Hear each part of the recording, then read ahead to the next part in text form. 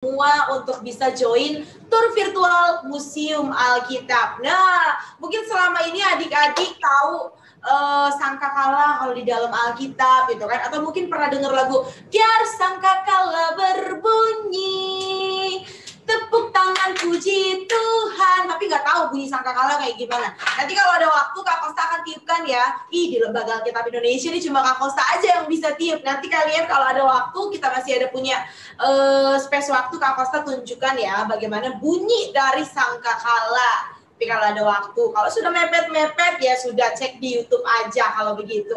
Oh iya, ada kuis ya Mas Dwi? Ya. Ada kuis. So pastikan adik-adik semua mendengarkan tayangan ini dari awal sampai akhir. Jadi nanti ketika Kak Kosta berikan pertanyaan, kalian bisa jawab. Gitu ya Nak ya.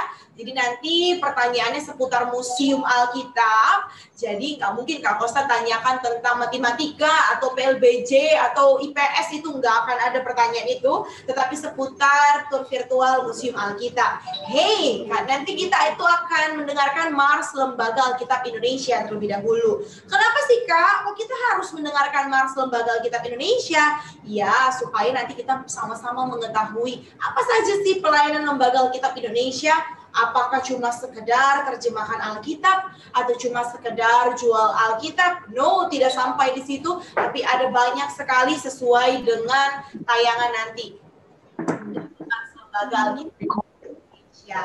Dan tentunya kita tidak lupa untuk pray first ya. Kita akan doa terlebih dahulu untuk Mama Cas menikmati ini dengan baik.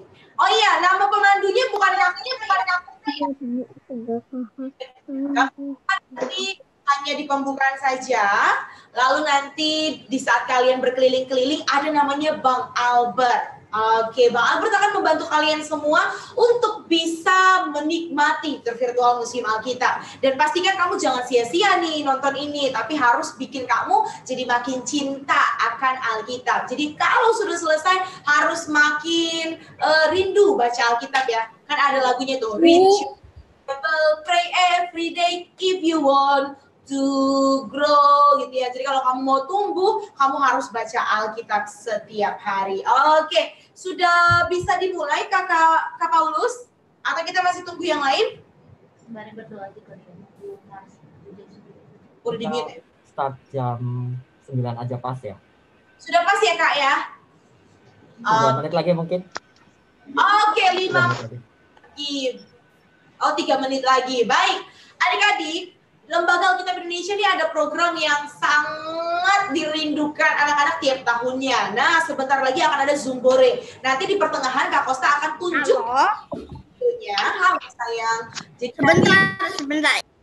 Ya, jadi nanti kalian kalau mau tahu info lebih lanjut mengenai Zumbore itu, bisa nanti hubungi nomor yang tertera pada saat pemutaran video. Iya, ini anak-anak zaman now pasti udah punya media sosial semua ya. Pastikan kalian jadi follower setianya Lembaga Alkitab Indonesia. Yuk di follow Instagramnya, jangan lupa di subscribe channel YouTube Lembaga Alkitab Indonesia, karena banyak banget di program yang bagus-bagus. Ada juga, ini loh kalau nggak salah tuh LAI mengadakan kuis melukis atau gambar gitu, hadiahnya 10 juta. Nah, gimana sih Kak infonya? Yuk dicari tahu sendiri, lihat media sosialnya Lembaga Alkitab Indonesia supaya kita bisa sama-sama lebih dekat. Kak Kosta nggak mau setelah tayangan ini kita jadi jauh jaraknya. Kita harus tetap keep in touch dengan cara ya kalian follow Instagramnya Lembaga Alkitab Indonesia supaya kita bisa saling tahu pribadi satu dengan yang lainnya. Oh, Kak Kosta sekarang lagi mandu anak teologi nih gitu. Oh, Kak Kosta sekarang tamunya anak SMA nih. Jadi kamu tahu aku juga tahu kalian semua. Oh, ternyata misalnya siapa ini ya? Oh, ternyata Jessica lagi UTS gitu kan, atau lagi ujian kenaikan kelas, karena update status kita bisa jadi saling kenal. Oke, udah 3 menit berlalu sepertinya ya. Kita akan memulai kegiatan ini dengan berdoa ya Nak. Jangan ngantuk, disiapin cemilannya, minumannya boleh banget. Dan harus antusias karena nanti di akhir acara ada kuis berhadiah. Oke, yuk mari semuanya lipat tangannya. Tutup matanya, yuk papa mama yang terkasih dan adik-adik terkasih kita bersatu di dalam doa. Tuhan Yesus Kristus, Allah yang kami sembah di tempat yang maha kudus, kami mengucap syukur kepadamu ya Tuhan, karena kejadian yang kami alami begitu dahsyat dan ajaib Tuhan. Terima kasih Bapa untuk hari yang baru yang boleh kami nikmati hari ini. Kami bersyukur Tuhan berikan kami kesempatan untuk hidup. Kami percaya ada maksud dan tujuan Tuhan agar kami menerima berkat-Mu dan kami menjadi berkat bagi sesama kami. Tuhan, sebentar kami akan menikmati tur virtual Museum Alkitab. Tuhan yang memberkati kakak-kakak yang menjelaskan. Tuhan juga lah yang memberkati adik-adik, kakak-kakak, abang, papa, mama yang mendengarkan penjelasan pada hari ini. Ampuni dosa kami Tuhan, agar kami layak menerima berkat pengetahuan yang baru dari-Mu pada hari ini. Ini doa syukur kami Tuhan, yang jauh dari sempurna, tapi kami yakin dan percaya Tuhan akan sempurnakan di dalam nama Tuhan Yesus Kristus. Kami telah berdoa dan mengucap syukur kepadamu. Haleluya. Amin. Baik, kita akan mendengarkan Mars Lembaga Alkitab Indonesia.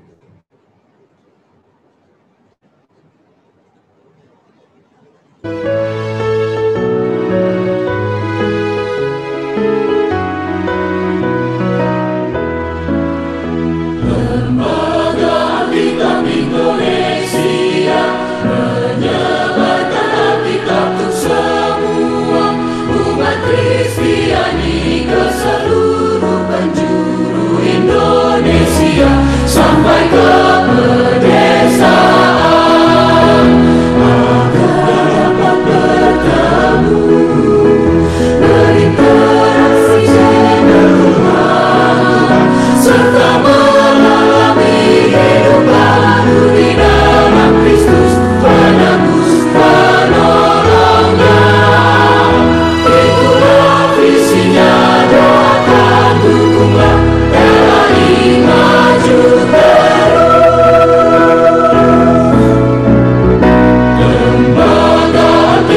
Indonesia menyebarkan Alkitab untuk semua umat Kristiani ke seluruh penjuru Indonesia sampai ke pedesaan agar dapat bertemu berinteraksi dengan Tuhan serta mengalami hidup baru di dalam Kristus penebus penolongnya. Itulah visinya, doakan dukunglah LHI maju terus agar dapat bertemu berinteraksi dengan Tuhan serta mengalami hidup baru di dalam Kristus penebus penolongnya. Itulah visinya, doakan dukunglah LHI maju terus.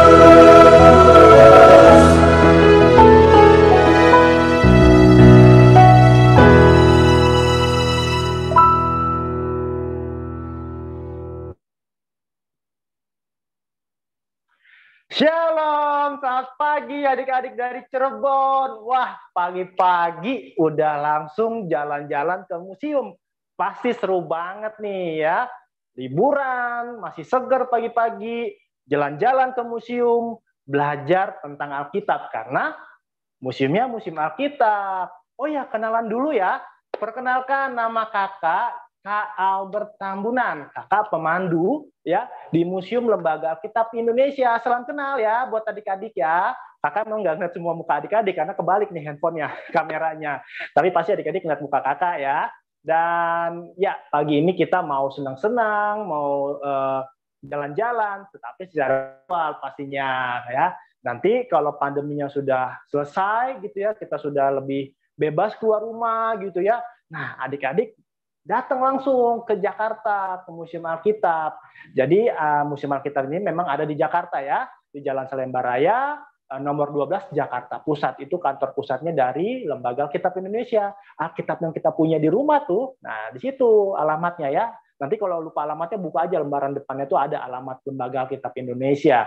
Nah, adik-adik ya, semoga adik-adik bisa mengintipnya dengan baik. Semoga handphonenya, internetnya tidak bermasalah. Kalau mau sambil ngemil ya, makan Koko Crunch gitu, minum susu, silahkan ya, biar sambil sarapan juga sambil jalan-jalan ke museum seperti itu. Nah pastinya ya di kegiatan akhir nanti, di sesi akhir setelah kakak jelasin semua koleksi, ada kuis berhadiah nih ya. Jadi yuk denger baik-baik, kalau mau dicatat gitu ya. Jadi nanti saat ada kuis tahu jawabannya dan bisa jawab dan dapat hadiah seperti itu. Nah adik-adik, ya kakak sekarang sudah di lantai 2 Gedung Pusat Alkitab di tempat museum. Museumnya ini dibagi 2 ruangan. Ada ruangan pamer tetap, ada ruangan pamer temporer. Kok dibagi 2 kak? Memang karena untuk pembagian jenis koleksinya. Nanti di awal ini di ruang pamer tetap kita mau belajar sejarah Alkitabnya dulu. Ya, baru nanti di ruang temporer adik-adik melihat ya benda-benda yang selama ini diceritain sama kakak sekolah minggu. Ya ketika tembok Yeriko rubuh, ada yang menip sangkakala. Sangkakala kayak gimana sih Kak Albert? Nah nanti bisa dilihat. Jika imanmu sekecil biji sesawi, memang kecil banget ya biji sesawi ya. Nanti kita bisa lihat seperti itu. Jadi yuk ya, semangat. Nah sekarang kita belajar dulu. Nah bagaimana Alkitab kita ditulis? Nah Alkitab yang kita punya di rumah nggak tiba-tiba jadi langsung kayak kita punya jadi satu buku, enggak. Ini Alkitab kan sudah ditulis dari ribuan tahun yang lalu. Nah, ribuan tahun yang lalu tuh belum ada kertas, belum ada buku. Terus gimana Kak Albert? Orang-orang nulis kalau belum ada buku, belum ada kertas. Pakai ini, ya. Pakai batu. Ya, ini disebut dengan tablet tanah liat. Ya, karena dibuatnya dari tanah liat. Ya, jadi waktu dia belum keras, ya, dibuat dulu nih lempengan begini dari tanah liat, ya. Mungkin adik-adik dulu atau sekarang sering main tanah liat gitu ya, kan itu kan lembek ya. Nah, itu dibuat dulu, baru nanti diukir tulisannya pakai paku. Dan nanti dikeringkan atau dibakar biar dia keras. Jadilah tablet tanah liat. Ingat nggak cerita 2 loh batu Musa? Zaman perjanjian lama. Ya karena saat itu belum ada buku. Jadi orang-orang menulisnya di batu. Lalu ada apa lagi Kak Albert selain batu? Ada juga yang namanya kertas papirus. Nah, kertas papirus ini mulai digunakan ya di zaman-zaman perjanjian baru.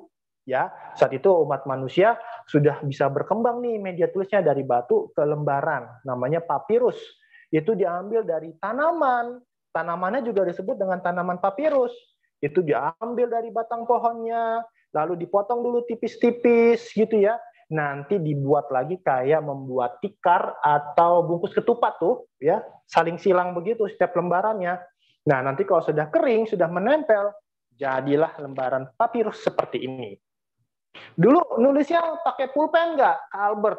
Belum pakai pulpen, masih pakai batang bambu yang mereka potong kecil-kecil sesuai dengan pegangan tangan. Atau tahu duri landak nggak? Atau hewan landak tahu nggak? Pasti tahu kan? Nah, diambillah durinya dari landak. Selain di lembaran papirus, juga ditulis dengan kulit binatang seperti ini loh. Ini gulungan loh adik-adik. Tahu nggak nih kalau dibuka semua berapa meter? 12 meter. Isinya hanya kitab Kejadian. Bayangin, hanya satu kitab yaitu kitab Kejadian itu perlu ditulis sampai 12 meter. Wow. Kak Albert itu tulisannya apa? Kayak di sekolahku nggak diajarin tuh tulisan kayak begini. Nah, ini namanya tulisan Ibrani ya. Jadi Alkitab kita awalnya ditulis dengan menggunakan tulisan Ibrani di Perjanjian Lama, lalu Perjanjian Baru pakai Yunani. Nah, ini untuk alat bantu baca ya. Jadi biar nggak susah ngebacanya, pakai yang namanya yad ya. Jadi mereka pegang, lalu mereka baca kitab sucinya. Jadi gitu dulu ya, masih terpisah-pisah ya, media tulisnya juga beda-beda, ada dari tanah liat tadi kan, ada papirus, ada kulit binatang. Sekarang Kak Albert mau ngajak kalian jalan-jalan di benua Eropa ya. Benua Eropa itu ada negara apa aja yo? Yo, di Eropa itu ada negara. Nih sekarang nih bola nih lagi ada Piala Eropa nih. Ya, ada Jerman, jagoan kakak tuh Jerman. Nanti ada Alkitab bahasa Jerman. Ada Belanda juga. Ya, ada Inggris pastinya. Seperti itu. Nanti kita lihat contoh-contohnya. Tapi lihat dulu nih. Alkitab pertama yang dicetak menggunakan alat mesin cetak. Maksudnya gimana Kak Albert? Jadi kan dulu tuh belum ada mesin cetak. Jadi bagaimana cara buat Alkitab? Alkitabnya ditulis tangan. Bayangin Alkitab ditulis tangan loh adik-adik. Karena belum ada mesin cetak. Tapi ya pada abad ke-15 orang Jerman nih ya berhasil menciptakan mesin cetak. Namanya Johannes Gutenberg. Ya, Johannes Gutenberg. Dia itu bapak penemu mesin cetak dan akhirnya Alkitab pun bisa dicetak pakai mesin seperti ini. Itu. Nah, sekarang kita lihat Alkitab bahasa Inggris. Nah, Alkitab bahasa Inggris ini namanya diambil dari nama Raja Inggris. Siapa namanya? Raja James. Ya, jadi kalau Alkitab ini biasa disebut dengan King James Version atau Alkitab edisi Raja James. Itu diambil dari nama rajanya karena memang rajanya yang minta biar ada Alkitab dalam bahasa Inggris. Lalu nih ada dalam bahasa Jerman nih, jagoan kakak di Piala Eropa nih ya. Jerman. Kakak ya kerja di LA itu ke Jerman mulu adik-adik. Tapi bukan Jerman yang di Eropa, jajaran Matraman ya. Ya, karena kan selurusan Matraman di kantor kakak. Nah, ini dia contohnya bahasa Jerman. Nih ada contoh foto Bapak Martin Luther. Nah, ini penerjemahnya. Ini dia. Nanti kalau nggak salah waktu kalian sudah SMP atau SMA gitu ya, kalian akan belajar tokoh-tokoh gereja. Salah satu ini ada Bapak Martin Luther gitu ya. Siapa tahu Menara Eiffel? Menara Eiffel ada di mana? Ada di Perancis. Nah, ini dia. Contoh terjemahan bahasa Perancis. Disebut terjemahan ekumenis atau terjemahan bersama. Ya, karena Alkitab ini dipakai oleh gereja Katolik, gereja Protestan, Ortodoks ya, dari yang ada di Perancis seperti itu. Jadi mirip dengan Alkitab bahasa Indonesia kita nih, ya Protestan maupun Katolik sama-sama pakai dari LAI. Nah, ini yang bahasa Belanda. Kalau tadi di Inggris ada Alkitab ya yang diambil dari nama rajanya, Raja James. Ini Alkitabnya diambil dari nama Ratu Belanda, Juliana namanya. Makanya disebut dengan Juliana Bible. Ini Alkitabnya besar. Saking besarnya tuh, ya Alkitabnya sampai dibagi 3. Ya, Perjanjian Lamanya dibagi 2 buku, satunya lagi Perjanjian Baru. Ini besar Alkitabnya adik-adik. Siapa di sini yang suka menggambar ya atau suka melukis? Nah, dulu ada juga pelukis terkenal dari Eropa namanya Rembrandt. Dia punya karya ya cetakan cerita Alkitab seperti ini. Karena dia seorang pelukis, jadinya ceritanya tuh ada gambarnya tuh. Ini cerita Saul dan Daud. Dan di bawahnya itu tulisan ceritanya. Jadi enak ya bacanya ya karena ada gambarnya. Sama kayak Alkitab adik-adik di rumah. Adik-adik punya nggak Alkitab bergambar? Punya kan? Nah, itu kan seru tuh bacanya sambil ada gambar-gambarnya gitu. Ada lagi Alkitab kecil. Kalau tadi kita ngeliat gede-gede, ada Alkitab kecil. Alkitab bahasa Inggris. Ya, kok kecil banget? Bacanya nanti gimana, Kak Albert? Itu sampingnya tuh, lihat. Itu ada kaca pembesar. Nah, jadi ini alatnya untuk membantu membaca Alkitab kecil. Ini bahasa Inggris. Tapi di LA juga ada loh Alkitab kecil loh. Dulu ya, sebelum ada pandemi ya, kalau ya gereja-gereja, sekolah-sekolah gitu datang, jalan-jalan ke toko, itu pasti adik-adiknya belanja Alkitab kecil. Karena bisa dibuat dipakai baca juga, bisa buat gantungan tas kadang, atau kadang dikasih buat hadiah temennya. Seperti itu ada juga di LAI. Nah, setelah dari Eropa kita lihat sejarah Alkitab di negara kita di Indonesia.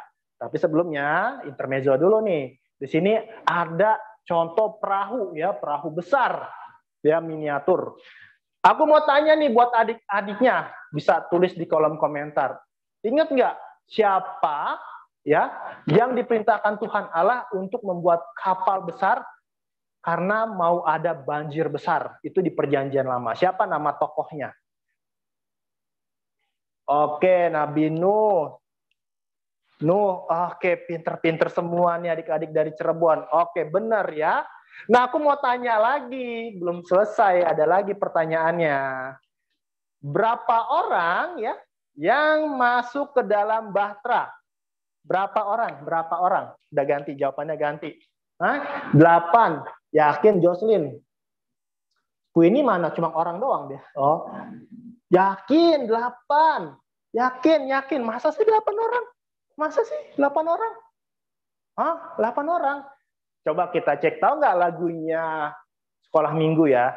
Ya, aku juga tahu lagu ini dari Kak Kosta, dari Kak Mawar gitu ya. Nabi Nuh, dan tahu semua ya, nyanyi dari rumahnya masing-masing ya, walaupun nggak kedengeran, nyanyi aja, nyanyi. Yuk, di situ kita bisa hitung.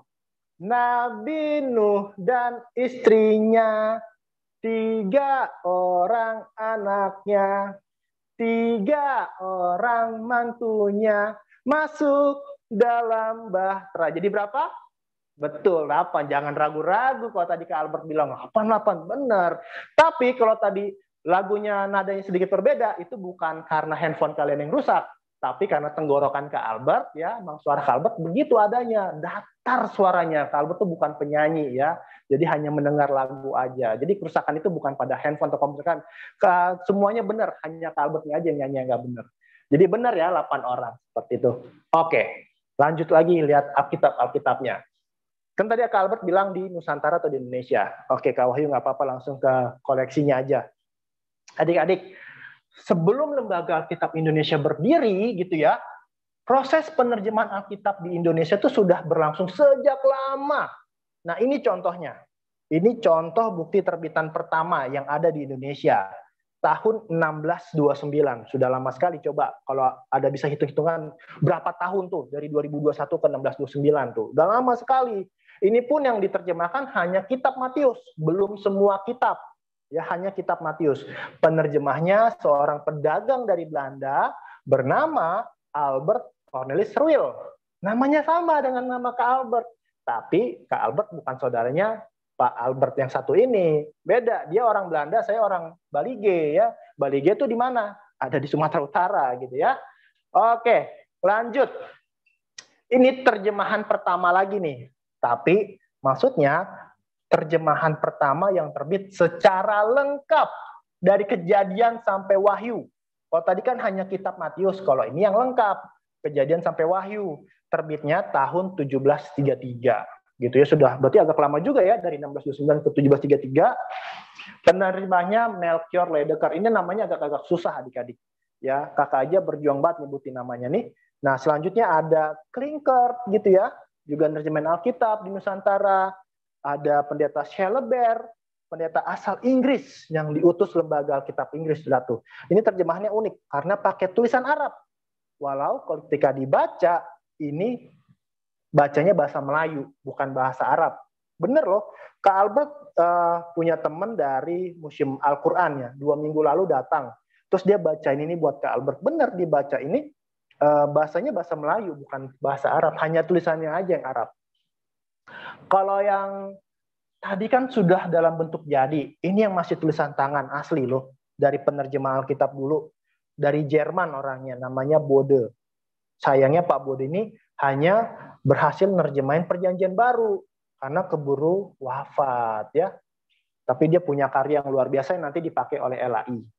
Nah, lanjut.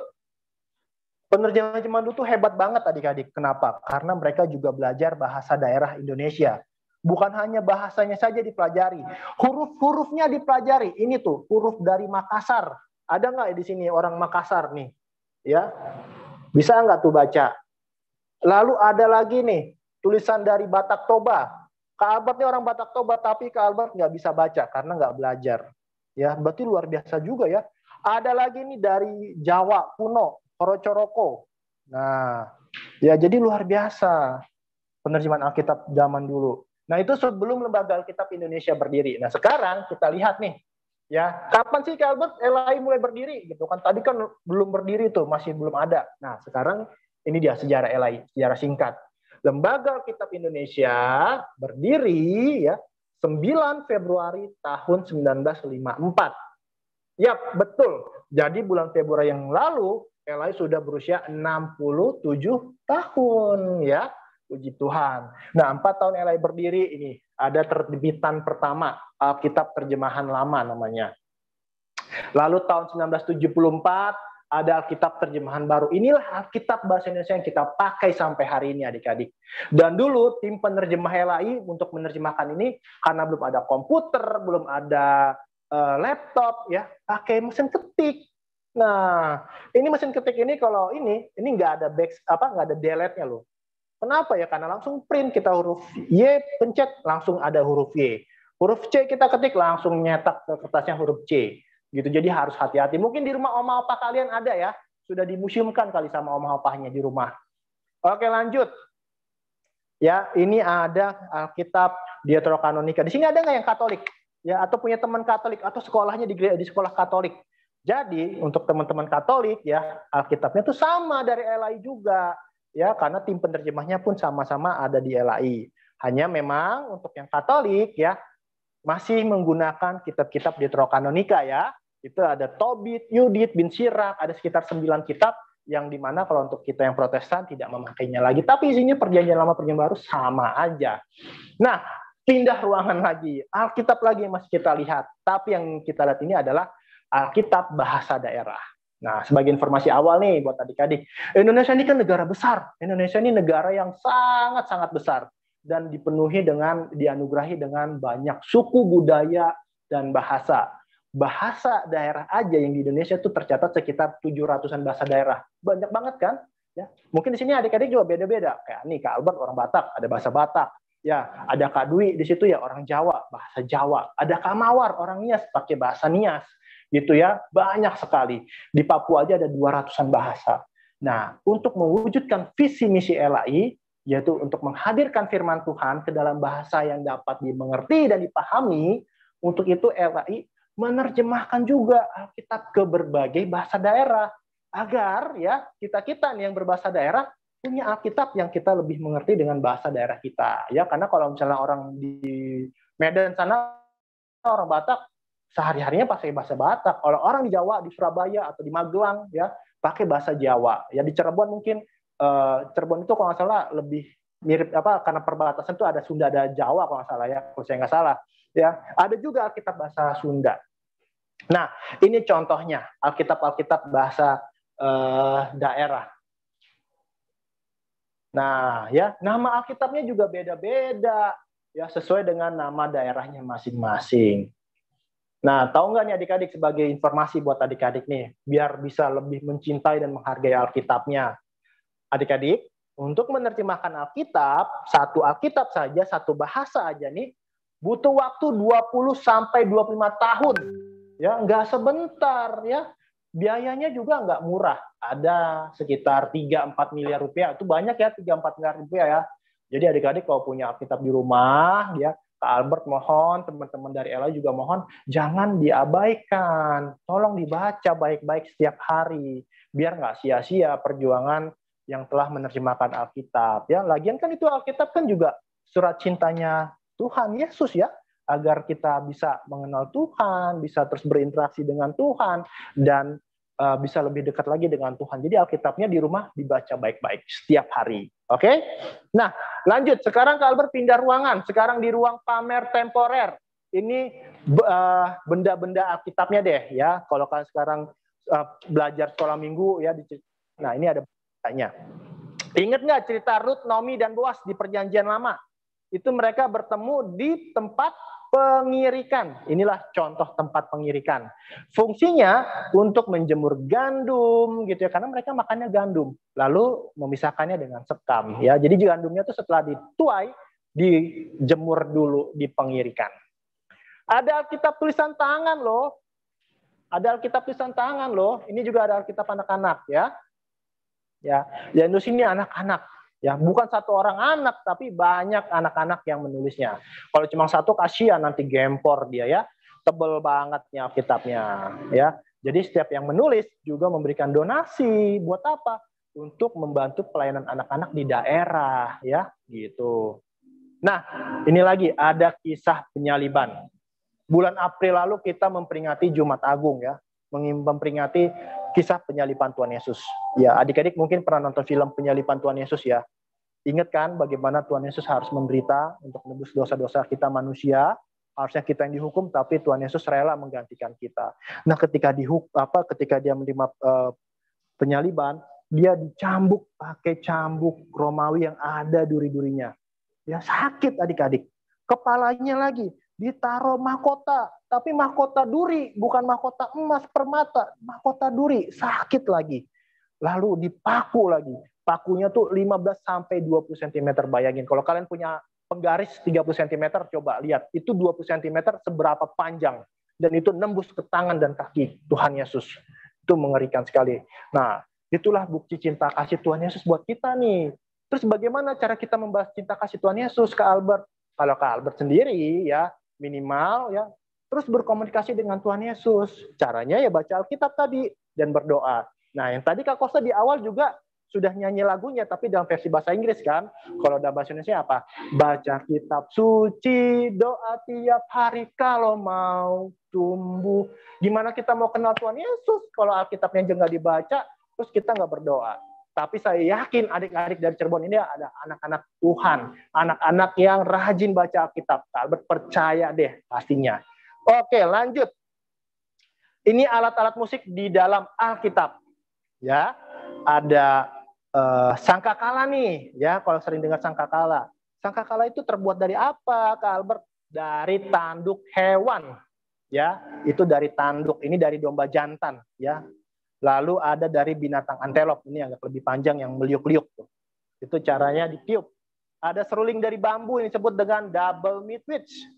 Lalu ada lagi seruling mismar, ini yang didirikan tegak ya. Lalu ada ceracap, ini simbal kecil, simbal tapi ditaruh di jari karena kecil mini ya. Lalu ada yang namanya nafiri, dengarkanlah suara nafiri, nah gitu kan. Ini dia sangkakala. Ini buat ditiupnya, nanti suaranya keluar dari sini. Lalu nanti ditempel di bibir, baru ditiup, lalu nanti suaranya keluar. Tapi ya nggak mudah, nggak gampang niup sangkakala loh. Ya banyak yang udah diuji gitu ya. Nggak bisa. Ya Kak Albert aja nih juga nggak bisa. Ya tadi Kak Kosta ya yang di awal nyambut kalian, dia yang bisa niup sangkakala ya. Oke, nanti kalau mau tahu gimana bisa lihat YouTube aja ya, bagaimana bunyi sangkakala. Lalu ini ada yang namanya kinor atau kecapi. Ya, siapa ingat kisah Daud? Ya, Daud itu senang main alat musik kecapi kan, waktu kecil kan, pasti masih ingat dong. Atau juga ada yang namanya tamborin nih, atau sistrum. Ini semacam apa? Kayak cerekan. Ya, kalau mungkin pernah makan dulu di pinggir jalan, lalu ada musik-musik gitu ya, misi mas gitu kan. Nah, memang kalau di bangsa Israel gitu ya, mungkin di gereja-gerejanya adik-adik juga ya. Biasa kalau ibadah dulu sebelum pandemi masih onsite gitu ya, kan ada tuh penari-penari tamborin gitu ya. Nah, biasanya memang kaum wanita yang akan menggunakan tamborin untuk menari-nari. Kalau laki-laki gimana? Kalau laki-laki nggak pakai tamborin. Jadi Kak Albert nggak usah nari ya, karena Kak Albert ini laki-laki gitu, dan nggak bisa nari juga. Lanjut, ini ada yang namanya tabut perjanjian. Ya ingat, tabut perjanjian, sebuah benda sakral bagi orang Israel. Ini peti ya, ini miniaturnya. Petinya tuh atau tabutnya tuh terisi 2 loh batu, buli-buli berisi roti mana, dan tongkat Harun yang bertunas. Lalu ada penutupnya, penutupnya disebut dengan tutup pendamaian, lalu ada malaikat kerub. Nah, itu disimpan di dalam bait suci di ruang Maha Kudus. Ada lagi 2 loh batu. Ini cerita Musa ya, yang naik ke Sinai, lalu membawa 2 loh batu. Ketika dia turun, dia sedih karena bangsa Israel malah menyembah anak lembu emas. Ya, jadi kita jangan buat sedih Tuhan Allah ya. Kita harus menyembah Tuhan aja ya. Jangan ada yang lain. Ada batu lainnya nih. Nah, ini masih berkaitan tentang cerita Daud waktu dia masih kecil. Ketika Daud lawan Goliat. Aku mau ngecek lagi nih. Apakah teman-teman di sini di Cirebon juga sama dengan teman-teman lain jawabannya? Apa, ini jawab ya di kolom komentar ya. Apa yang digunakan Daud ketika melawan Goliat? Ini bendanya. Tapi aku mau tahu, teman-teman Cirebon ini, adik-adik Cirebon ini jawabannya sama nggak ya? Oh iya, ketapel. Oh iya, Keiko ketapel juga. Ada lagi batu, deril. Terus apa lagi? Ketapel, mesisi. Ketapel, deril lagi. Oke, sip. Jawabannya sama dengan yang sering menjawab itu. Selamat yang sudah menjawab ketapel. Tapi sayangnya jawabannya kurang tepat ya. Ya, umumnya memang bara jawab ketapel, tapi di Alkitab itu tertulisnya bukan ketapel, yaitu umban dan batu. Coba nanti dicek lagi Alkitabnya. Terus beda nggak Kak Albert umban batu dengan ketapel? Kalau dari pengamatan Kak Albert ya, sedikit mirip, tapi ada perbedaan. Jadi sebenarnya wajar Kalau mungkin kakak-kakak sekolah minggunya atau adik-adiknya ketika mendengar cerita itu disebut ketapel karena memang mirip gitu ya. Jadi sebenarnya nggak salah juga gitu ya. Hanya biar adik-adik dia bisa lebih cepat nangkep nama alatnya. Tapi ada perbedaannya nih Kak Albert kasih tahu. Kalau ketapel itu kan dulu Kak Albert juga pernah kecil ya, pernah punya ketapel buat nyeplet mangga, jambu. Itu kan karet ya, ditarik nanti batunya meluncur ya, itu ketapel. Kalau umban dan batu itu kan tadi kan nggak ada kayunya ya untuk ditarik gitu ya. Ini langsung talinya nanti dipegang tangan diputer. Nanti salah satu talinya tuh dilepas baru batunya meluncur. Nah, itu ada perbedaannya. Tapi memang kemiripannya ya karena mungkin sama-sama pakai batu gitu ya. Jadi kalau Indonesia kan lebih mengenalnya ketapel. Jadi wajar ya Kak Albert masih lebih memahami. Tapi karena adik-adik sudah ikut tur virtual Museum Alkitab, mulai sekarang sebutnya apa? Umban dan batu. Kasih tahu lagi nanti teman-temannya seperti itu. Oke? Sip. Lalu ini buah-buahan ya. Ada buah ara, ada buah zaitun ya. Buah zaitun ini nanti jadi minyak zaitun. Ada buah dudaim ya. Kalau dudaim mungkin kalian agak kurang familiar karena memang hanya 2 kali disebut di Alkitab. Ada delima merah yang besar ya. Ini manis ya. Mungkin pernah minum sirup ya, sirup buah delima. Ada buah belalang. Kak Albert salah ngomong tuh, masa buah belalang? Emang belalang ada yang buah? Enggak, Kak Albert nggak salah ngomong. Jadi memang di sana itu ada pohon belalang. Ini buahnya dan bisa dimakan. Lalu Yohanes Pembaptis makannya apa, Kak Albert?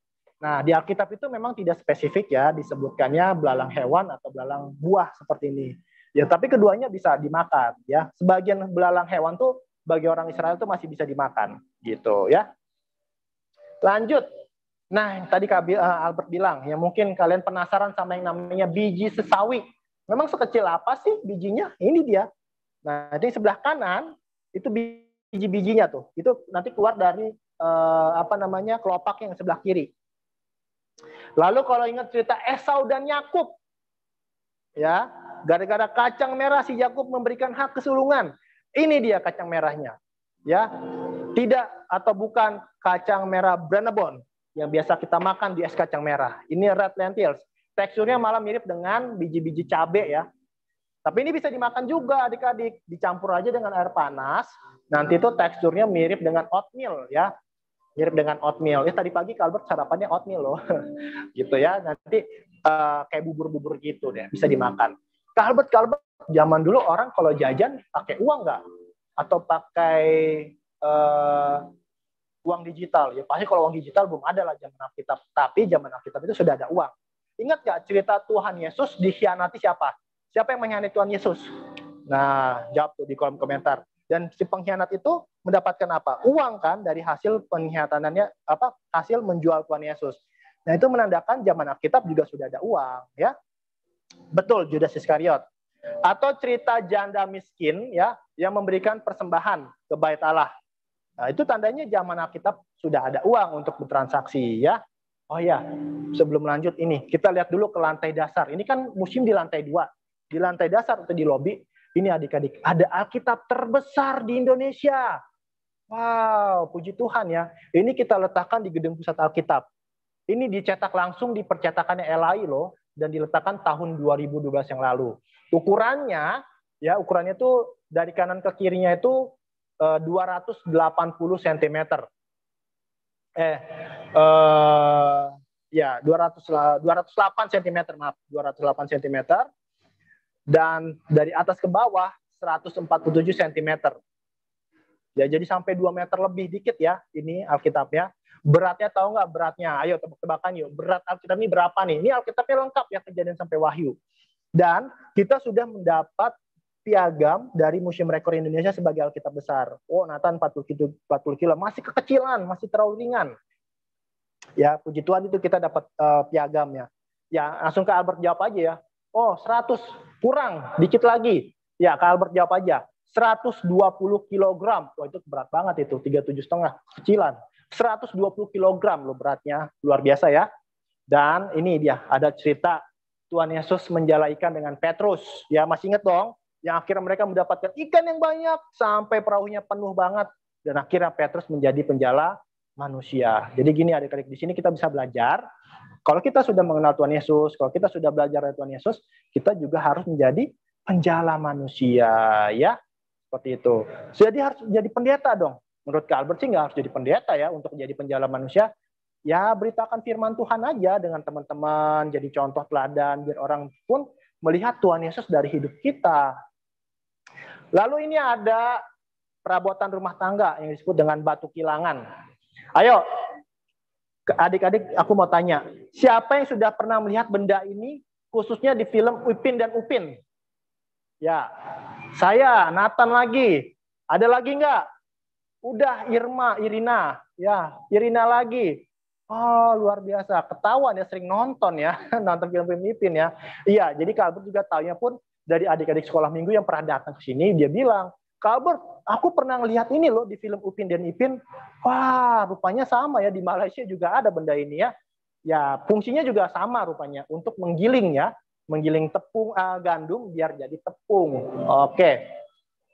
Lanjut, perabotan lainnya ini ada lagi namanya buli-buli.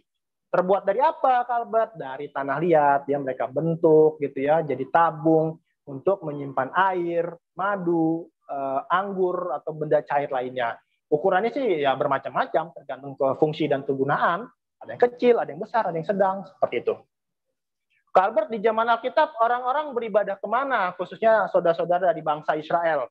Nah, kalau adik-adik masih ingat cerita di sekolah minggu, orang Israel kan tempat keluar dari tanah Mesir tuh menuju tanah Kanaan. Di padang gurun mereka datang beribadah kepada Tuhan Allah ke kemah suci. Nah, kira-kira beginilah desain dari kemah suci ya. Ada mezbah pembakaran, pembasuhan, ada di dalam tenda ini ada ruang kudus dan ruang maha kudus. Ya, karena waktu itu orang Israel masih datang membawa persembahan seperti apa? Domba, lembu. Lalu nanti di sini para imam yang menerima semua persembahan orang-orang Israel. Seperti itu. Nanti pada saatnya kalau mereka sudah sampai di tanah Kanaan, sudah menjadi bangsa Israel gitu ya, sudah menjadi punya raja, barulah mereka membangun yang namanya Bait Suci. Kalau ini kan masih kemah, masih bongkar pasang, tempat tinggalnya juga masih tenda-tenda seperti itu. Nah, sebelum kita lihat contoh Bait Suci, ini dia contoh kuk. Ya, mungkin adik-adik juga pernah dengar cerita kuk di Alkitab ya. Mungkin yang umum lumrah kita dengar tuh apa? Yang pikulah kuk yang di kitab Matius. Jadi fungsi asli dari kuk ya, kalau adik-adik pernah lihat petani bajak sawah itu kan ada kerbau. Ya, kerbaunya kan kanan kirinya diikat di lehernya ya. Nah, yang diikat di leher itu, nah itulah namanya kuk. Seperti ini kan bentuknya kan. Jadi ini memang untuk mengikat hewan-hewan penarik beban seperti itu. Lanjut, ini dia contoh miniatur Bait Suci yang dibangun Raja Salomo. Nah, Raja Salomo ini anaknya siapa? Aku mau tahu lagi nih, Raja Salomo ini anaknya siapa nih? Kenapa dua? Agar ya lembu atau keledainya menarik bebannya tuh nggak sendiri, ya, gitu ya. Jadi makanya ada dua kanan kiri. Dan itu pun harus sama ya. Tadi ini masih kuk ya. Tadi ada yang bertanya, ya harus sama. Yang satunya lembu, yang kanannya juga harus lembu. Jangan satu lembu, satu keledai, itu nanti nggak nyambung. Oke, bener. Raja Daud, sip. Ini pinter-pinter ya. Nah, ini contohnya. Skemanya sih sama aja, mirip ya dengan tenda kemah suci. Ada mezbah bakaran, pembasuhan, ruang kudus dengan ruang kudus. Sayangnya, adik-adik, Bait Suci ini hancur ketika pasukan Nebukadnezar menyerang kota Yerusalem dan orang Israel kalah perang ya, dan bangunannya dihancurkan termasuk Bait Suci. Udah ada. Jawaban Raja Daud udah selesai ya. Ya, kalah perang dan bangunannya hancur. Orang-orang Israelnya ditawan, dibawa ke tanah penjajahan, ke tanah yang menjajah mereka, ya. Dan beberapa puluh tahun kemudian, ya, orang Israel yang tadinya ditawan boleh pulang kampung, boleh kembali ke Yerusalem. Nah, dalam rombongan orang Israel ini ada yang memimpin mereka, yaitu Ezra dan Nehemia. Itu kan ada kitabnya, di punya namanya Ezra dan Nehemia. Jadi, ya Bapak Ezra dan Bapak Nehemia ini membangun lagi Bait Suci yang sudah hancur. Nah, orang-orang biasa sebutin Bait Suci yang kedua. Kenapa? Ya kan tadi yang pertama dibangun Salomo hancur. Lalu dibangun lagi disebutlah Bait Suci yang kedua. Dan Bait Suci yang kedua kakak mau jatuh deh. Bait Suci yang kedua ini direnovasi oleh Raja Herodes. Diperbesar lagi bangunannya. Dan inilah contoh bangunan Bait Suci zamannya Tuhan Yesus. Kira-kira seperti ini. Dan kalau pernah dengar cerita Tuhan Yesus marah-marah dengan para pedagang di Bait Suci, kira-kira di area yang depan sini nih. Disinilah area tersebut, cerita di mana Tuhan Yesus marah dengan para pedagang. Kak, aku mau ke sana dong. Ya sayangnya udah nggak ada bangunannya adik-adik, sudah hancur. Hanya ada sisanya aja, sisa temboknya aja yang masih ada, yaitu tembok barat yang sebelah sini ini, yang masih berdiri sampai hari ini. Orang-orang sebut dengan namanya tembok ratapan. Kalau hari ini itu masih ada. Jadi biasanya kalau orang-orang langsung datang ke Israel, itu tour guide-nya biasa akan membawa atau mengajak ke tembok ratapan. Jadi kalau adik-adik nanti suatu saat bisa ke sana gitu ya, atau mungkin sudah ada yang pernah ke sana, mama papahnya mungkin ya sama adik-adiknya, ya pasti pernah punya pengalaman ke tembok ratapan. Kak Albert, aku bingung deh, aku penasaran zaman Alkitab tuh kalau dulu malam-malam pakai penerang apa ya? Kan belum ada listrik. Nah, ini dia. Namanya lampu minyak. Kenapa? Ya karena kan berbahan bakar minyak. Atau biasa disebut dengan apa? Pelita. Ya, firman-Mu pelita bagi kakiku, ya penerang. Ya, itu dia. Biar kita tidak jalan di dalam kegelapan. Lihat ini. Ini ada lubang, ini nanti masukin sumbu. Ya macam apa ya? Ya tali gitu kan untuk dibakar biar nanti ada nyala api ya. Lalu di belakangnya ini untuk menuangkan minyaknya dimasukin. Ini nggak besar adik-adik, kecil aja itu. Jadi pernah dengar cerita 5 gadis bijak dengan 5 gadis tidak bijak kan? Yang bijak apa? Membawa persediaan minyak. Karena dia tahu pelitanya kecil. Jadi kalau nanti minyaknya habis, dia punya minyak lagi dan dituangkan lagi ke pelitanya sehingga apinya tidak mati. Itulah pentingnya persiapan seperti itu ya. Lanjut, ini dia lukisan jamuan malam terakhir Tuhan Yesus dengan para muridnya. Lihat, kok beda dengan yang di rumahku atau di gerejaku atau yang sering aku lihat gitu ya. Bukan yang mereka duduk di bangku rapi gitu ya, seperti seolah-olah mau ada kamera. Nah, memang umumnya ya yang biasa kita lihat itu memang lebih bergaya Leonardo da Vinci nama pelukisnya ya. Tapi ini ada apa ya namanya? Ada ide lain lah, ada bayangan lain bagaimana suasana itu terjadi. Jamuan malam terakhir Tuhan Yesus dengan para murid sebelum dia ditangkap. Karena dari informasi yang Kak Albert dapat gitu katanya kalau memang orang Israel dulu kalau makan bersama seperti ini malah suasananya. Nggak pakai bangku, duduknya di bawah, lesehan. Mejanya pun rendah, nggak tinggi. Ya kira-kira katanya seperti ini yang lebih mendekati. Seperti itu. Nah di belakang Kak Albert ini ada pakaian-pakaian. Nah para wanita-wanita di Israel gitu atau di Timur Tengah pada umumnya tuh berpakaian seperti ini. Yang dewasa maupun anak-anak dari ujung kepala sampai ujung rambut tertutup. Ya karena mungkin kondisi geografis mereka juga cukup panas dan berdebu sehingga penutup kepalanya itu kadang bisa untuk menutupi hidung dan mulutnya seperti itu. Ini ada imam besar. Orang Israel ya punya pemimpin agama ya itu disebut dengan imam besar. Ya pemimpin tertingginya tuh. Ya imam besar. Nah, imam besar punya pakaian khusus ya disebut dengan baju efod ya atau pakaian efod. Pakai D belakangnya ya, efod ya, bukan pakai T, efod. Nah, ini bagian-bagiannya ada tutup kepala, ada ikat dahinya, di dadanya disebut ada tutup dada, bukan di dadaku ada Garuda ya, bukan Garuda di dadaku pokoknya. Ini ada tutup dada. Ini ada 12 batu mulia ya, melambangkan 12 suku Israel ya. Lalu dia memegang dupa atau ukupan sebagai persembahan ke Tuhan Allah. Jadi seperti inilah yang namanya imam besar. Kalau mungkin dulu ingat ceritanya Harun, ya abangnya Musa, itu kan sebagai imam besar yang pertama seperti itu. Nah, pernah dengar dong di Mazmur gitu ya cerita tentang tongkat dan gada. Nah, Kak Albert, aku masih bingung. Emang apa sih fungsinya tongkat dan gada itu? Nah, gini, ini yang namanya tongkat gembala, ujungnya melingkar. Jadi salah satu pekerjaan orang Israel dulu adalah penggembala domba. Tahu ya domba ya, itu kan harus digiring, harus dijaga, harus digembalain sama penggembalanya. Ini dia bawa tongkat ini melingkar agar memudahkan si gembala kalau ada domba yang lari ke kanan, ada lari ke kiri, itu nanti tinggal dimasukin aja ke kepalanya, biar dia masuk lagi ke barisan. Jadi nggak jauh, nggak melenceng ke kanan ke kiri. Nah, pelajaran yang kita dapat apa? Tuhan itu adalah gembala kita. Kita ini adalah domba-dombanya Allah. Ya, karena kita masih ke kanan, masih ke kiri, Tapi tenang aja, ada Tuhan Allah yang memegang tongkat. Jadi dia akan menggiring kita untuk kembali ke jalan yang benar. Seperti itu. Lalu ada lagi gada. Gada ini adalah senjata sebenarnya ya. Tapi untuk melindungi domba-dombanya dari terkaman hewan buas. Kalau nanti ada hewan buas datang, dia akan menghalaunya. Biar dia pergi, biar nggak menerkam dombanya. Nah, pelajaran yang kita dapat dari ini apa? Ya, selain tadi tongkat gembala, ya, Allah akan menuntun kita di jalan benar, dan Allah pasti akan melindungi kita dari terkaman-terkaman si jahat, karena Tuhan itu beserta kita. Tapi ya, kita juga harus menjadi orang-orang Kristen yang bertumbuh seperti ini. Maksudnya gimana? Kalau kita baca di Efesus 6, Rasul Paulus pernah katakan apa? Sebagai orang Kristen, kita harus mempunyai perlengkapan senjata rohani. Rasul Paulus tuh melihat semua perlengkapan tentara Romawi saat itu.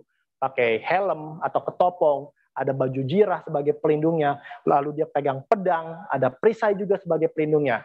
Nah, disebut apa? Pakailah ketopong keselamatan, berbaju jirahkan, perisai iman, pedang roh. Ya kitanya juga sebagai orang Kristen harus bertumbuh, harus kuat juga, harus jaga-jaga juga gitu ya. Selain memang Tuhan akan menjaga dan melindungi kita. Tapi kitanya juga harus punya persiapan. Tapi bukan untuk melawan sesama manusia ya. Untuk melawan kuasa-kuasa kegelapan. Kalau untuk sesama manusia kita harus saling mendoakan, saling mengasihi. Siapapun itu. Siapapun itu. Oke. Kak Albert masih mau nunjukin koleksi berikutnya. Tapi nggak di lantai 2. Ada di lantai 3 di atas. Kak Albert mau naik dulu. Nah sambil menunggu adik-adik silakan nonton video berikut ini.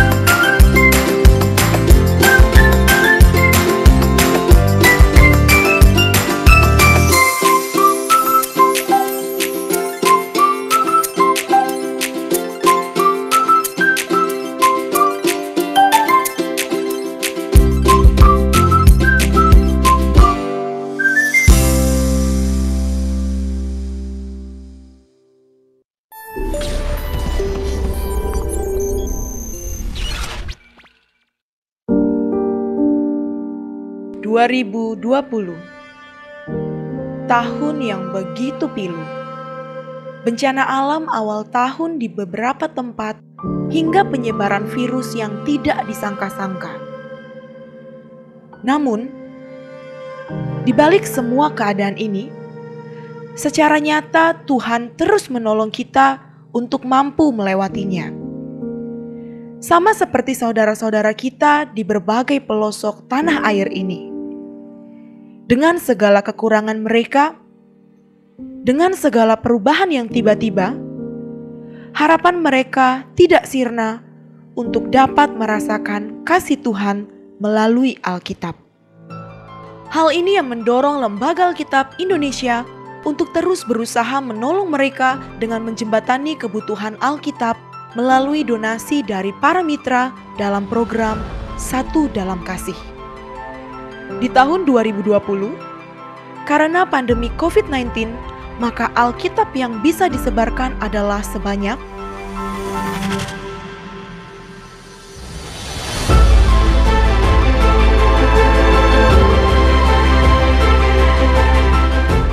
dengan total biaya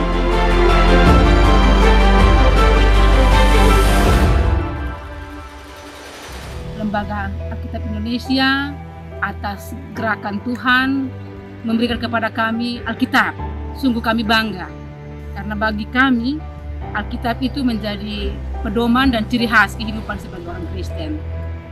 Dengan adanya bantuan Alkitab secara gratis, tentunya sangat mendukung, bahkan menopang perkembangan dan kemajuan iman jemaat di sana. Kami mengucapkan terima kasih banyak kepada Lembaga Alkitab Indonesia bersama mitra dan para donatur yang telah dengan sukacita menolong kami. Terima kasih untuk semua kasih yang Tuhan berikan, dan salam. Di tahun ini, Lembaga Alkitab Indonesia kembali mengadakan program Satu Dalam Kasih untuk daerah-daerah sebagai berikut: Humbang Hasudutan, Gomo, Enggano, Kalimantan Utara, Kabupaten Ketapang, Tagulandang, Luwuk, Buol, Toli-Toli, Mori, Toraja, Sabu, Kaimana, Komoro, dan Asmat. Dengan total 155.000 eksemplar Alkitab dan bagian-bagiannya dengan biaya sebesar 14.725.000.000 rupiah. Mari, dengan penuh sukacita, kita mendukung program Satu Dalam Kasih. Berkat Tuhan yang sungguh luar biasa, kita mau bagikan juga agar banyak jiwa-jiwa yang bisa menerima kabar baik, mendapatkan Alkitab melalui program Satu Dalam Kasih.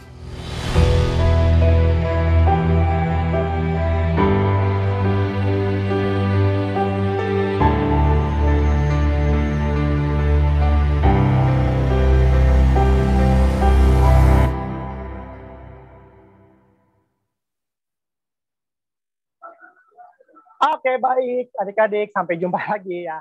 Ya, Kak Albert sekarang sudah naik, sudah di lantai 3, dan kita mau lihat koleksi selanjutnya. Namun, Kak Albert mau sedikit menjelaskan ya video yang kalian lihat tadi gitu ya. Yang video pertama, ya LAI nanti tanggal 8, 9, 10 Juli, sebentar lagi, akan mengadakan Zumbore Nasional buat anak-anak. Nah, adik-adik harus ikutan nih. Seru acaranya loh ya, selama 3 hari, 8, 9, 10, dan ada semacam kuis, semacam perlombaan yang bisa adik-adik ikuti, dan ada hadiahnya pastinya ya. Nah, tadi kan sudah lihat tuh videonya, ada kakak-kakaknya yang akan memimpin atau memandu adik-adik selama kegiatan Zumbore. Zumbore itu apa, Kak? Itu sebenarnya jambore, tapi karena sekarang lagi pandemi, jamborenya via Zoom. Ya, jadi kita bikin namanya Zumbore Nasional untuk anak-anak. Ini acara seru banget. Tahun lalu kita udah buat yang pertama kali itu testimoninya yang pernah ngikut seru banget ya, seru banget. Nah, dia adik-adik kalau mau daftar, kalau tadi melihat ya ada kontak personnya, silakan hubungin kakak-kakak di nomor kontak personnya ya. Nanti tanya langsung aja pendaftaran seperti apa gitu ya, apa yang perlu dipersiapkan, silakan ditanyakan langsung. Nah, video kedua itu adalah program atau pekerjaan yang dilakukan untuk Lembaga Alkitab Indonesia ya, untuk membagikan Alkitab ke pelosok-pelosok buat saudara-saudara kita yang sangat membutuhkan. Memangnya mereka nggak punya Alkitab, Kak? Nggak punya. Makanya LAI ya datang membawa Alkitab baru buat mereka. Tapi bukan dari LAI. Itu semua dari donasi bantuan orang-orang yang mau berbagi melalui LAI. Aku bisa membantu, Kak? Bisa. Mama papanya bisa ya. Jadi yang membantu itu atau berdonasi itu sekolah, gereja, perorangan bisa juga. Adik-adik juga bisa ya. Silakan donasikan, doakan, wartakan, itu silakan. Biar apa? Biar saudara-saudara kita terjawab doa-doanya untuk punya Alkitab. Seperti itu. Nah, sekarang kita mulai tur lagi. Kita melihat koleksi lagi. Koleksi yang mau Kak Albert jelasin di sini, yaitu tanaman di dalam Alkitab. Pertama-tama ini dia, ada pohon zaitun. Ya. Kalau tadi kita lihat di awal, di waktu pas pertama di bawah itu ada Bahtera Nuh ya. Nah, ketika Nuh ingin tahu air banjirnya sudah surut atau belum, dia melepaskan seekor burung merpati dan burungnya kembali lagi sambil membawa pucuk dan zaitun. Itu menandakan air banjirnya sudah semakin surut. Inilah contoh pohon zaitun. Ada lagi nih pohon papirus. Kalau juga tadi gitu ya, adik-adik melihat ada lembaran papirus untuk tempat menulis ya. Ini dari batang pohonnya nih, dipotong nanti tipis-tipis ya per lembar, lalu dianyam lagi kayak membuat tikar, jadilah yang namanya lembar. Ada pohon kurma, ini pohon kurmanya masih pendek, jadi kalau dia sudah tinggi gitu ya, nanti dia ada batang pohonnya. Ya, pohon kurma ini memang habitatnya di Timur Tengah. Tapi puji Tuhan di Indonesia, apalagi di era ini masih bisa hidup, tumbuh. Apalagi ini ditaruhnya di pot ya. Tapi dia kalau ditaruhnya di bukan di pot, itu bisa lebih tumbuh lebih baik lagi. Seperti itu. Ini ada pohon duri. Ya, ada pohon duri. Kalau tadi ingat ada mahkota duri yang dipakai di kepala Tuhan Yesus, itu kan mahkotanya terbuat dari tanaman berduri. Kira-kira tanamannya seperti ini. Semoga adik-adik bisa melihat agak lumayan jelas ya di tempatnya masing-masing. Bagaimana tumbuhan ini sangat-sangat berduri. Durinya di mana-mana. Memang kecil sih durinya, masih kecil, tapi ini kuat ya. Jadi sangat gampang menusuk tangan orang dewasa juga. Albert, kakak-kakak lainnya di sini tuh sering banget ketusuk, kebeset dari duri-duri ini ya. Nah, kalau nama umumnya nih pohon ini disebut dengan Phalaenopsis spinacristi. Tapi biar gampang nyebutnya, karena kan biasa Albert makannya juga tempe orek doang, lidahnya nggak lentur, ya disebutlah pohon mahkota duri gitu ya. Lanjut gitu ya. Ada yang namanya delima nih, pohon delima. Ini tapi delimanya bukan delima merah. Kalau tadi kan contoh di bawah itu delima merah besar. Ini juga delima lainnya, itu delima hitam. Ya, isinya sama gitu ya, ada biji-bijinya, tapi ada dagingnya, rasanya manis. Kadang dibuat juga untuk membuat sirup ya. Mungkin adik-adik sudah pernah konsumsi sirup rasa delima. Terakhir ini pohon ara ya, ini juga terkenal di Alkitab. Ini ada buahnya. Pohonnya dari jenis yang beda. Yang satu pohon ara yang lembarnya daunnya selembar aja. Ini yang ada ruas-ruasnya. Ini dia pohon ara juga. Ya, Kak, pohon aranya aku kecil pendek. Aku ingat cerita Zakheus kok dia bisa naik pohon ara buat lihat Tuhan Yesus. Kenapa sependek ini? Nah, pohon ara kan banyak jenisnya, ya. Belum lagi yang kemungkinan dinaiki si Zakheus itu pohon ara hutan dan ditanamnya di pinggir jalan, bukan di pot. Jadi tumbuhnya bisa lebih besar dan bisa dipanjat. Nah, kalau ini jenis yang lain, ya. Dan taruhnya pun di pot, jadi tumbuhnya yang nggak gede-gede banget. Tapi walaupun ditaruh di pot, hebatnya dia bisa berbuah tuh. Buahnya bisa dimakan. Ya, enak, bisa langsung dimakan. Atau kadang dikeringkan dulu, itu digepengin, lalu dikeringkan, jadilah kayak semacam kue manisan dari pohon dari buah ara. Nah, buah ara atau pohon ara ini tidak terlalu sulit dicari mungkin di Jakarta ya. Saya rasa mungkin di Cirebon nggak terlalu kayaknya ya. Di tukang tanaman ini juga dikenal dengan pohon tin. Jadi mungkin kalau di sini ada mama papa yang sambil mengikuti, mungkin suka dengan tanaman di rumah, apalagi sekarang lagi corona gitu ya, lagi senang-senangnya bercocok tanam gitu ya. Cari aja pohon tin. Itu pohon tin, pohon ara sama. Jadi di rumah kan punya pohon Alkitab, keren banget gitu ya. Dan dia nih hebatnya adaptasinya dengan lingkungan tuh bagus seperti itu. Ya ini dia ya pohon ara. Jadi tadilah itu ada pohon zaitun, pohon papirus, pohon kurma, pohon duri, pohon delima, dan juga pohon ara seperti itu. Nah, adik-adik mungkin ada yang baru bergabung. Saya ingatkan lagi, setelah ini sesi akhir, kita akan ada kuis berhadiah. Ya, semoga pertanyaan-pertanyaan bisa dijawab oleh adik-adik. Nanti ada syarat ketentuan untuk mengikuti kuisnya ya. Nanti dijelaskan oleh Kak Kosta dan Kak Mawar yang akan membantu kuisnya. Seperti itu. Tapi sebelum kuisnya berlangsung, saksikan dulu tayangan video berikut ini. Tantangannya adalah berdiri, bernyanyilah dengan suara yang keras seperti Hakim Deborah memuji Tuhan. Ayo, kamu. Happy ya, happy ye. Saya senang jadi anak Tuhan. Siang jadi kenangan, malam jadi impian. Cintaku semakin mendalam. Halo guys, mau seru-seruan main game sambil belajar tokoh Alkitab? Ada loh, namanya Gamebot Pahlawan Iman. Tentu ini merupakan terbitan dari Lembaga Alkitab Indonesia. Gamebot ini merupakan permainan edukatif yang mengajak kalian berpetualang seru mengenal lebih dekat 26 tokoh Perjanjian Lama.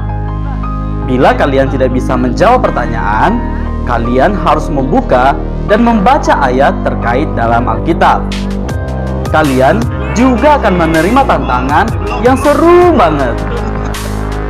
Gamebot ini dapat dimainkan antara 2-4 orang, baik secara offline maupun online menggunakan aplikasi video conference. Untuk mengacak pertanyaan, bisa menggunakan spin dan kartu tokoh Alkitab maupun menggunakan aplikasi smartphone loh.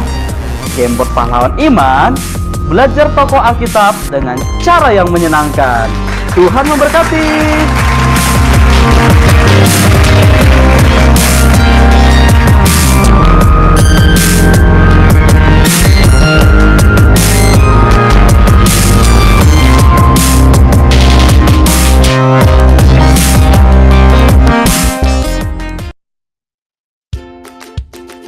Ayo, berfoto bersama tokoh Alkitabku dan bagikan ayat emas ke temanmu. Caranya, buka dan temukan tokoh Alkitab dalam Alkitabku. Download aplikasi Alkitabku di Google Play Store. Buka aplikasi Alkitabku di smartphone kamu. Scan gambar tokoh Alkitabku dan pencet tombol foto. Klik pada tombol berlogo share. Pilih aplikasi untuk berbagi foto dengan temanmu dan kirim ke temanmu. Alkitabku semakin membuat kita cinta firman Tuhan.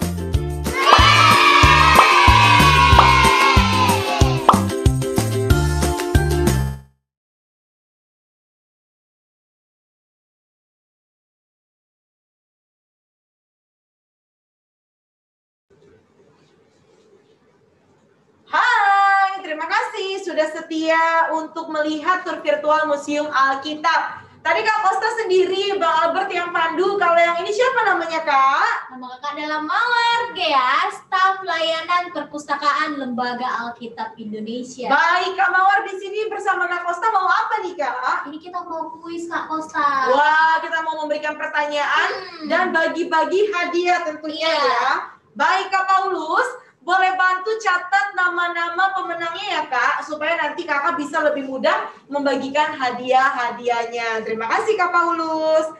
Baik, syaratnya adalah gimana nih, Kak, untuk mengikuti kuis ini? Oh, Kakak aja katanya. Syaratnya adalah adik-adik mengetik di kolom komentar jawabannya. Dan kita akan memilih yang paling cepat dan benar. Kalau dia cepat tapi salah, bisa nggak, Kak Mawar? Enggak bisa, Kak. Baik, tapi kalau dia benar, tapi dia adalah lama. Orang yang kedua atau kelima. Kalah dia ya? Iya. Nah, kita akan mencari orang yang pertama kali benar, menjawab cepat dan benar. Baik, itu aja syaratnya. Dan yang paling penting, tidak nangis kalau tidak dapat hadiah. Itu paling penting ya? Iya, Kak. Jadi, pertanyaan pertama kedua untuk kelas 1 dari TK sampai kelas 1. Oke, ini 2 pertanyaan pertama untuk dari kelompok usia TK sampai kelas 1 ya. Kelas 1.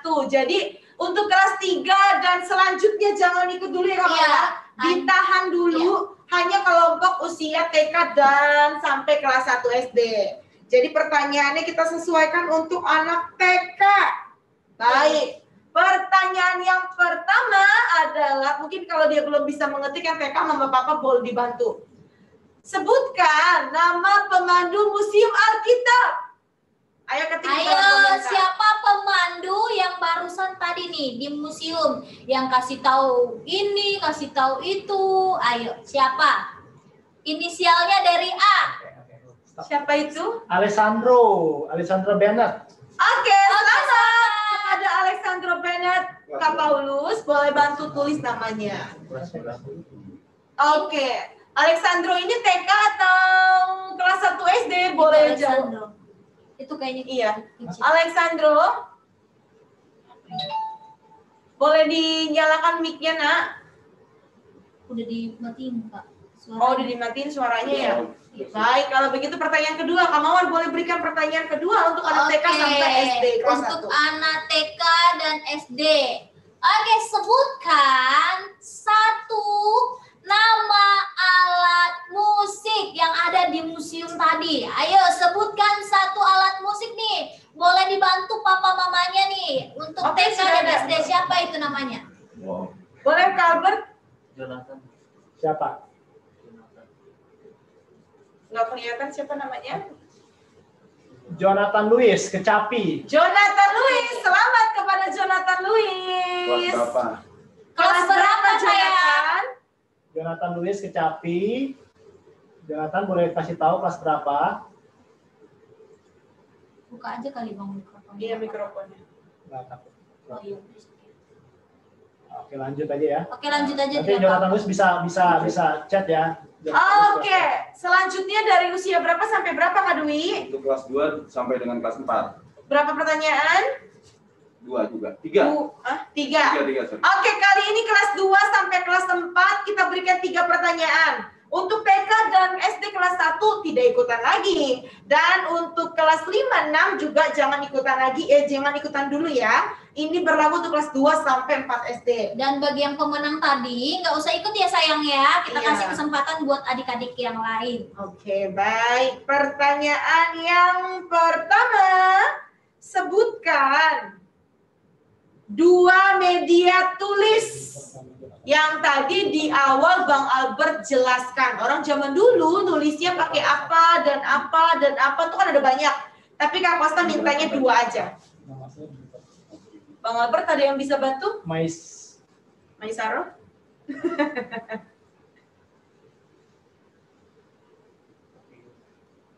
Mana?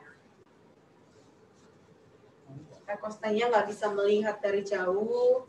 Jadi kita tunggu. Papirus itu. Kata papirus dan batu. Maisiesan. Masiesan.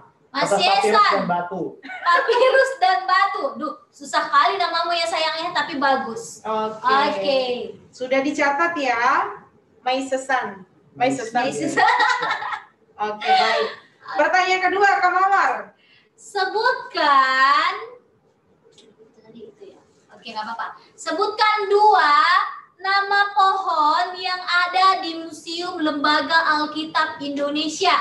Ayo 2 nama pohon. Pohon apa satu? Pohon apa satu? Alin Laticia.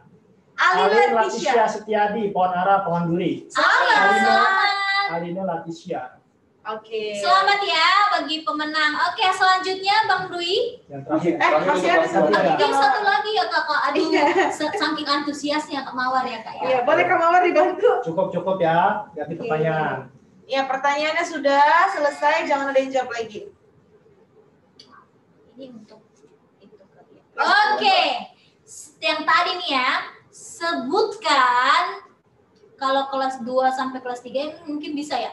Sebutkan apa yang digunakan Daud untuk mengalahkan Goliat.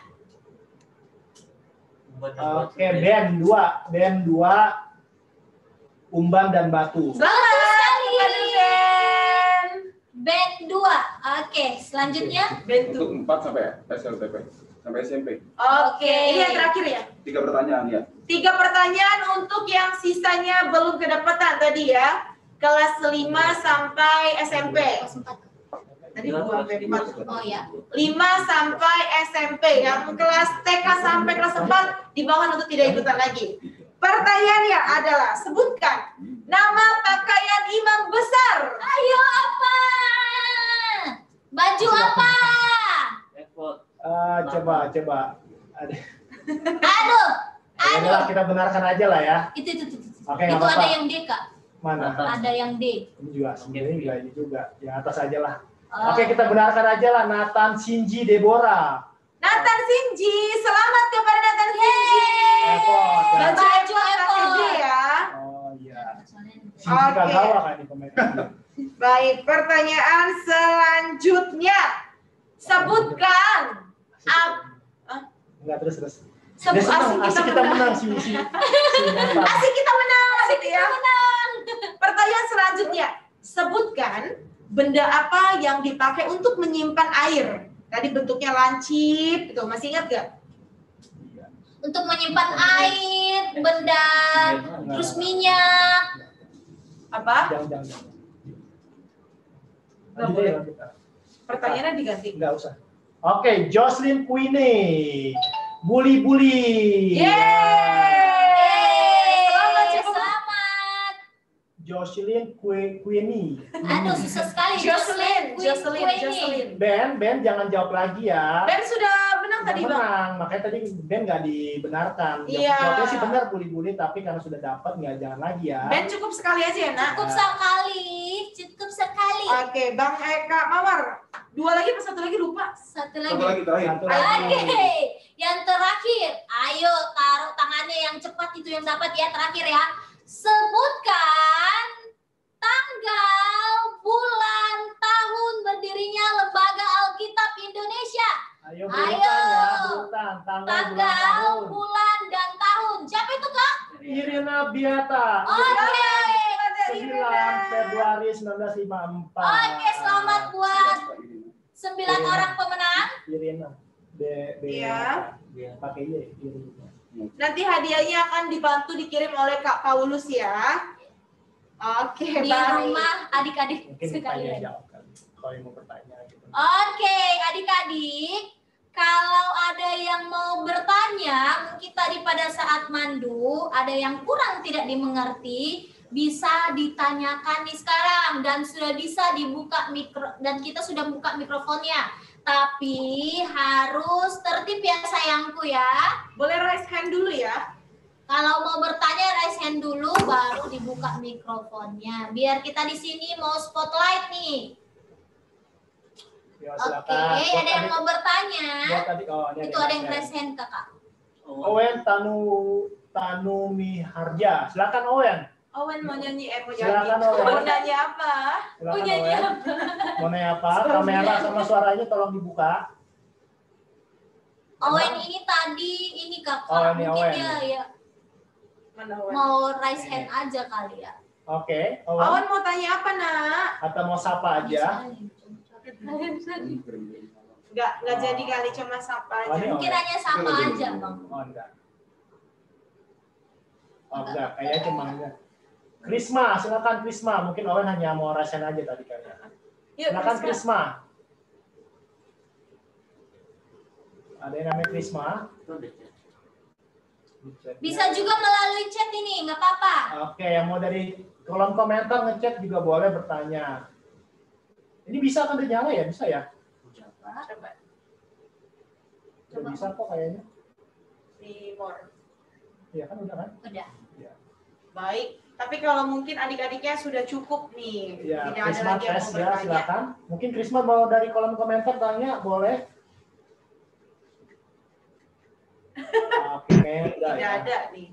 Baik, terima kasih semuanya adik-adik, teman-teman, papa, mama, abang, kakak, adik yang sudah mengikuti tur virtual Museum Alkitab dari jam 9 pagi tadi di Kamawar. Kita terkhusus mengucapkan terima kasih untuk KKPA Cirebon yang sudah mendaftarkan adik-adik untuk bisa ikut serta dalam tur virtual Museum Alkitab. Jadi, Kak Paulus, ada Kak Indra ya? Kak Indra juga terima kasih sudah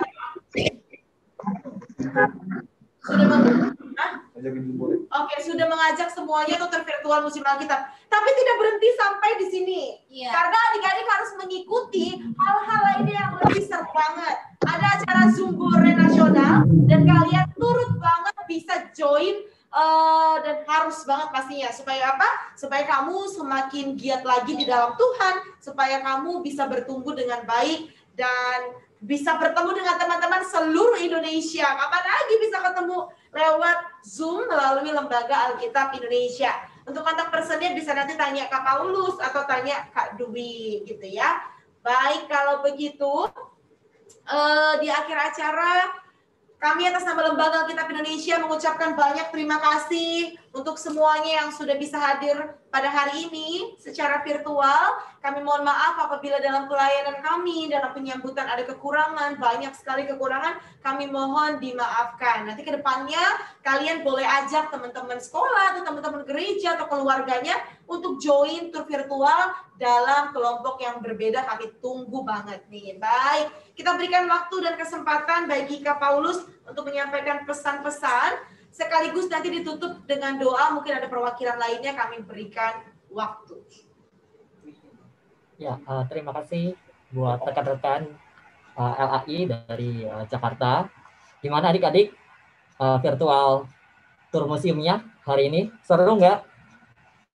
Yang kalau merasakan seru boleh kasih reaction gitu ya, jempol. Atau kalian juga bisa thumbs up gitu ya. ya kasih hati juga. Ya, siapa yang merasa terberkati boleh angkat tangan atau jawab saya di kolom chat ya. Wah, ternyata banyak ya. Nah, ya terima kasih adik-adik sudah bisa mengikuti acara ini dengan tertib ya dan semangat dari awal hingga akhir. Terima kasih juga untuk guru-guru sekolah minggu yang boleh mendampingi dan mendaftarkan anak-anak sekolah minggu untuk boleh hadir di tempat ini untuk kita bersama-sama mengenal firman Tuhan melalui tour ya. Dan kalau tadi adik-adik sudah bersemangat gitu ya, kita harap juga nanti adik-adik boleh ikut ke acara-acara berikutnya ya. Zumbore Nasional begitu ya di bulan Juli mendatang. Nah, kami juga mengucapkan terima kasih untuk papa mama yang boleh mensupport, mendampingi adik-adik untuk boleh mengikuti acara ini dari awal hingga akhirnya. Nggak didampingi. Juga. Oh iya sudah mandiri ya. Terima kasih sekali.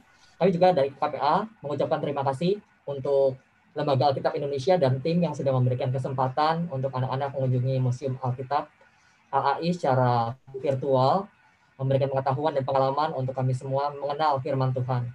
Terima kasih Pak Dwi, untuk Mbak Caroline juga, Mbak Mawar, Pak Albert, Bu Erna, Ibu siapa ya tadi ya? Kosta, Pak. Ibu Kosta, ya Ibu Kosta juga terima kasih. Untuk Departemen Publikasi atau Departemen Gema juga untuk souvenir-souvenir akan dibagikan kepada anak-anak door prize-nya bagi yang tadi menjawab dengan benar. Kiranya Tuhan memberkati pelayanan kita semua dan makin banyak orang yang mengenal dan cinta Tuhan melalui pelayanan LAI menyebar ke seluruh penjuru Indonesia. Dan kita juga belum menjadi pelaku-pelaku firman Tuhan. Terima kasih juga kami ucapkan buat kita semua. Dan adik-adik boleh mengucapkan juga terima kasih kepada Lembaga Alkitab Indonesia lewat chat begitu ya. Bahwa adik-adik juga masih terberkati dan semoga itu juga boleh menjadi pengalaman yang baik untuk kita mengisi liburan saat ini. Jangan lupa adik-adik nanti di bulan Juli kalian juga bisa ikut ya Jambore Nasional bersama via Zoom. Yuk adik-adik kita akan tutup kegiatan kita dalam doa. Papa Mama yang mendampingi adik-adik juga kita satu dalam doa. Mari kita satu dalam doa. Tuhan Allah Bapa dalam surga, kami mengucap syukur buat pagi hari ini ketika kami boleh diperlengkapi akan pengalaman baru. Kami boleh mengenal firman Tuhan melalui tur Museum LAI di Jakarta. Biarlah Tuhan sendiri yang menolong setiap kami untuk pengalaman, informasi baru, ataupun hal-hal yang kami boleh kenal, alat-alat, benda-benda, ataupun hal-hal yang lain yang boleh kami kenal dalam virtual saat ini. Biarlah Tuhan itu yang memperkaya pengalaman kami akan kami mengenal firman Tuhan.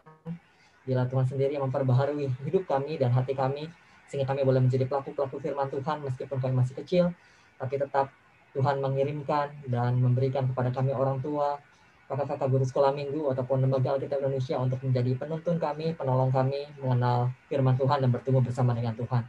Tuhan, kami mengucap syukur buat penyertaan dan pimpinan Tuhan kepada kami saat ini.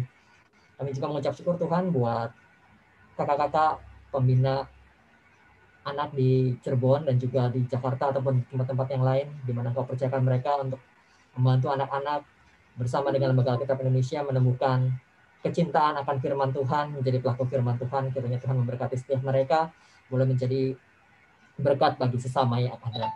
Kami telah berdoa Tuhan untuk kondisi Indonesia saat ini secara keseluruhan di mana angka COVID yang meningkat.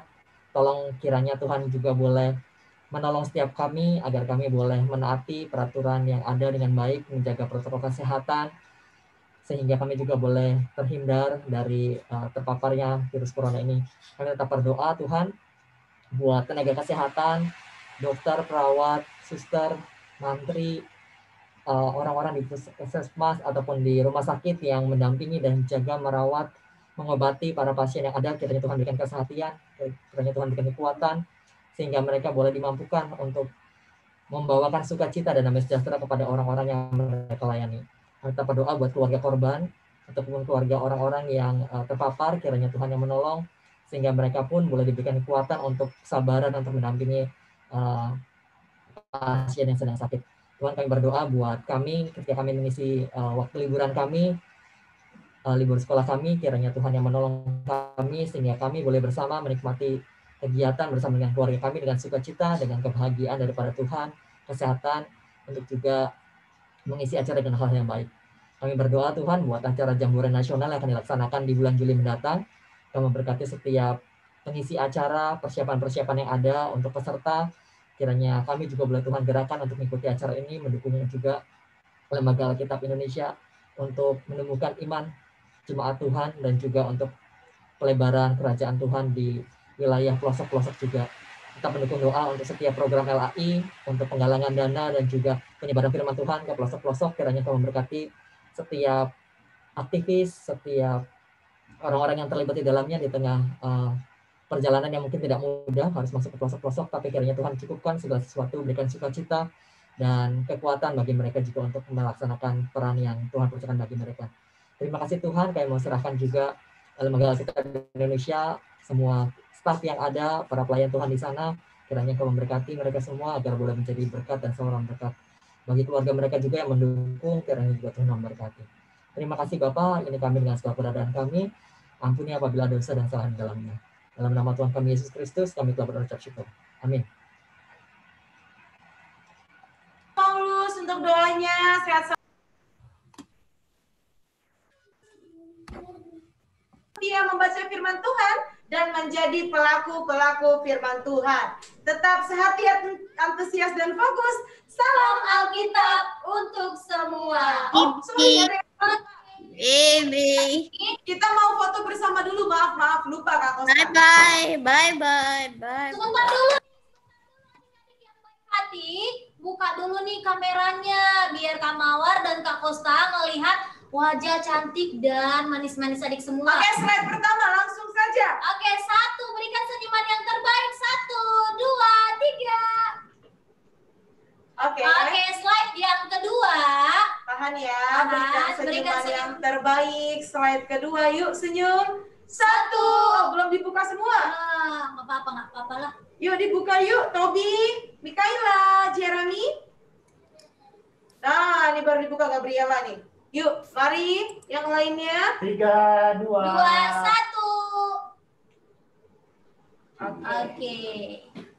Oke, slide yang terakhir. Kosong ini. Yang terakhir. Oh, masih ada. Oke, 3, 2, 1. 3, 2. Oke, baik. Terima kasih semuanya. Selamat melanjutkan aktivitas. Tuhan Yesus memberkati. Dadah. Dadah, terima kasih. Memberkati. Dadah.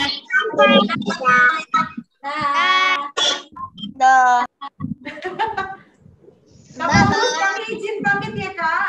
Bye. Kita dulu yang selanjutnya. Terima kasih, Tuhan berkati. Oke, baik. Oke, baik. Mama, Papa, adik-adik, Pak Paulus, dan semuanya terberkati. Kami izin dari sini ya, semua ya. Baik, terima kasih. Oke.